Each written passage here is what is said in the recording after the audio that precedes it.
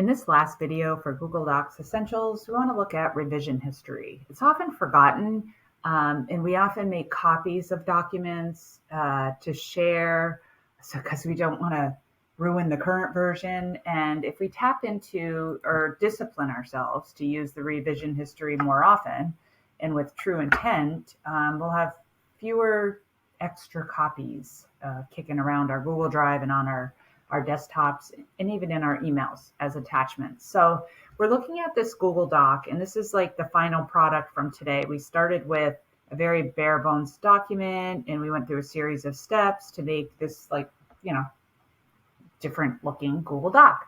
However, maybe you want to practice again, or maybe I'm teaching this class again in 10 minutes.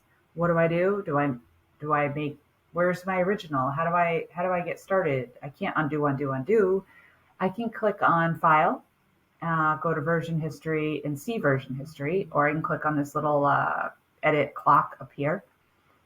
And I have everything from start to finish. So I can go to the very beginning, I can restore this version, and now I'm ready to, quote unquote, teach the class again. And that's one way that I use revision history. Another is in slides. I am constantly modifying my presentations. Depending on the needs of the client or what I need to teach. And sometimes I don't include stuff or I add other stuff. So I use revision history instead of making multiple copies of different slides. And then I'll pull in, some pieces and I'll take out others. So I highly recommend that you take advantage of version history as much as possible. Let's say that I wanted to keep this version. I'm going to click on See Version History. But I just wanted to have one thing. Let's say I just wanted this title to be there, right? So I can copy this.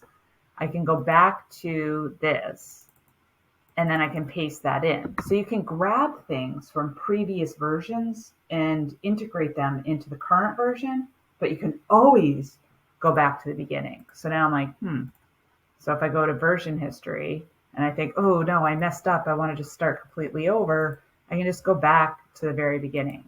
So you really can't go wrong with version history. So I highly recommend that you practice and discipline yourself using it, and you can save yourself a ton of time.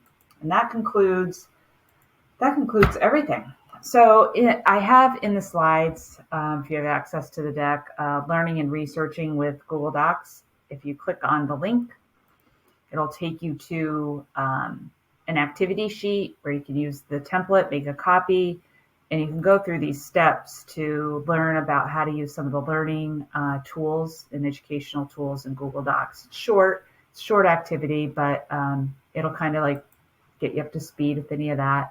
And then a couple of other templates that I added for you as well. And if you just need basic information, you can go to support.google.com/docs.